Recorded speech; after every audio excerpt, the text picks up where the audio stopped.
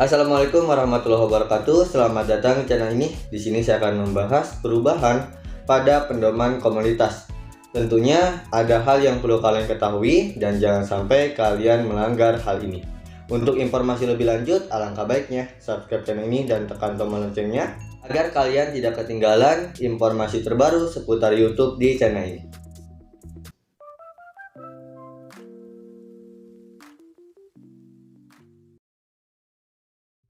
Oke, kita langsung aja mulai. Di sini aku akan langsung jelaskan terkait perubahan dan pembaruannya.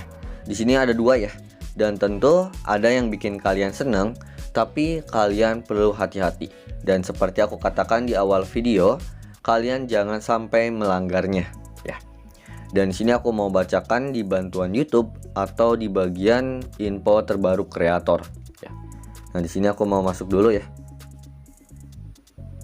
Kita masuk dulu ke bagian sini. Di bagian ini pembaruan kebijakan. Kita bisa baca di sini. Nah, di sini ada dua ya dan aku mau bacakan. Nah, pedoman komunitas ya. Agustus 2023. Nah, ini bulan kemarin ya. Ini udah berlaku gitu ya. Dan mohon maaf aku baru baca sekarang gitu ya. Karena ya maklum lah ya, terlalu sibuk. Tapi nggak apa-apa, yang penting kalian dapat informasinya. Oke? Nah, perubahan mendatang pada peringatan pedoman komunitas. Nah, ini pada peringatan ya, bukan teguran, beda ya. Kalau peringatan ini hanya sebatas pengingat gitu ya, agar kalian tidak melanggar lagi. Kalau teguran ini udah masuk bener-bener teguran gitu ya. Ada teguran pertama, teguran kedua, dan yang ketiga. Kalau yang ketiga ini tentunya channel kalian akan dihapus ya. Jadi kalian perlu hati-hati. Nah, mulai 29 Agustus ya, peringatan pedoman komunitas mungkin tidak akan berlaku lagi. Tapi nih, kreator kini dapat menerima peringatan untuk setiap area kebijakan. Jadi untuk sistem kerjanya itu mungkin beda ya dari sebelumnya gitu ya. Nah, jadi kalian itu akan tetap menerima peringatan ya, tapi untuk sekarang itu kalian akan dapat peringatan dari setiap area kebijakan ya. Misalnya spam atau peniruan identitas ya, dan masih banyak tentunya ya. Dan ia dapat mengikuti pelatihan agar masa berlaku peringatan yang diterimanya berakhir setelah 90 hari. Nah ya, jadi sekarang itu ya kalau kalian melanggar gitu ya, misalnya spam atau peniruan identitas, nah disitu kalian akan dapat peringatan. Dan tentunya disitu kalian harus mengikuti pelatihan ya. Dan nanti untuk masa berlakunya itu akan berakhir 90 hari. Nah seperti itu. Kalau sebelumnya itu kalau nggak salah tetap muncul ya di channel kita gitu ya peringatannya itu. Waktu dulu juga aku ngalamin sih, channel aku dapat peringatan dan aku pikir gitu ya, channel aku itu tidak melanggar. Aku ajukan banding di situ dan alhasil banding aku diterima dan peringatan itu dicabut. Nah, itu kalian bisa ajukan banding ya. Tapi untuk sekarang kalian jangan khawatir ya. Kalian bisa ikuti pelatihan gitu ya. Dan nanti di situ kalian tinggal tunggu ya sampai 90 hari. Setelah 90 hari baru peringatan itu hilang gitu ya di channel kalian. Jadi ini lumayan membantu juga ya. Perubahan ini akan diluncurkan secara bertahap selama beberapa minggu ke depan. Tapi kayaknya ini udah diluncurkan ya, apalagi sekarang udah bulan Oktober ya. Karena kan ini mulai berlakunya Agustus gitu ya. Udah 2 bulan lah ya. Kayaknya udah diluncurkan. Nah, di sini kita bisa pelajari lebih lanjut ya. Kalian tinggal tekan aja bagian yang ini. Nah, di bagian dasar-dasar teguran pedoman komunitas di YouTube. Nah, ini nih yang perlu kalian ketahui ya. Atau perlu kalian pelajari. Nah, ini ada peringatan ya. Tuh, di sini juga ada tambahan pelatihan kebijakan operasional ya terkait pelatihan yang tadi. Ya. Ini teguran pertama, teguran kedua, dan ketiga. Nah, kita coba nih baca di bagian peringatan yang sekarang. tentunya beda nih, ya. Atau keterangan yang sebelumnya itu tentunya diubah ya. Nah, kami mengerti bahwa kesalahan dapat terjadi dan Anda tidak sengaja melanggar kebijakan kami. Itulah sebabnya pelanggaran pertama biasanya hanya dikenai peringatan. Tuh ya. Agar masa berlaku peringatan ini berakhir setelah 90 hari, Anda dapat mengikuti pelatihan kebijakan. Namun, jika konten Anda melanggar kebijakan yang sama dalam periode 90 hari tersebut ya. Jadi misalnya nih, kalian nih pertamanya itu dapat peringatan, terus selama 90 hari tersebut kalian dapat lagi gitu ya, melanggar lagi, tentunya masa berlaku peringatan tidak akan berakhir dan channel Anda akan menerima teguran pertama. Tuh, jadi kalian perlu hati-hati kalau kalian udah dapat peringatan ya.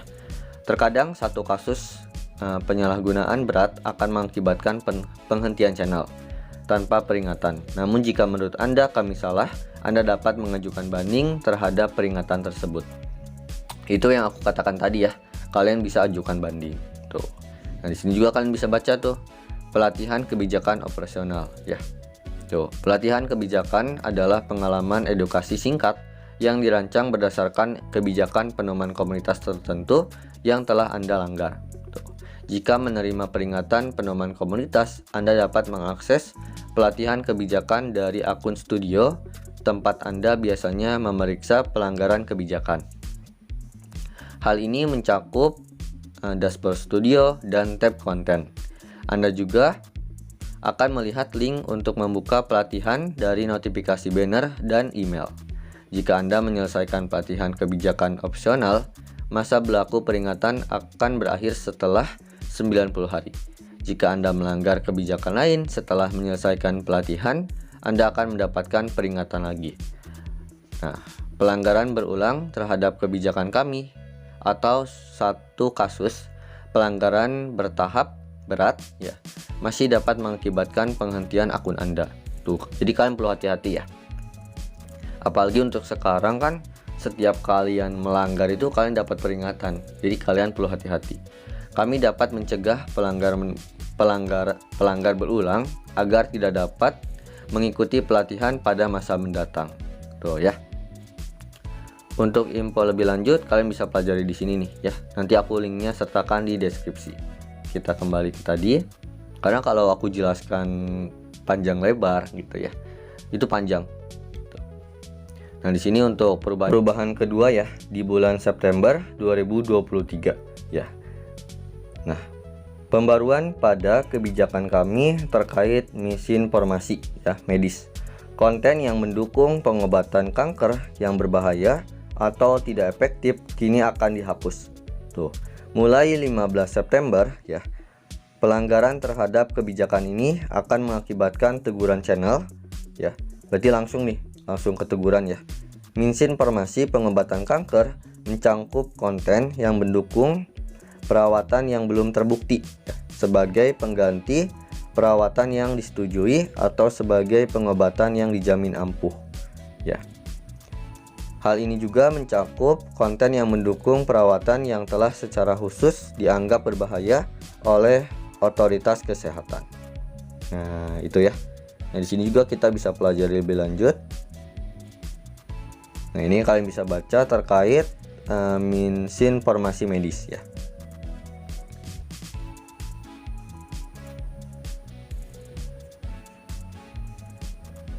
Nah, kita bisa baca secara gambaran lah biar kalian paham ya.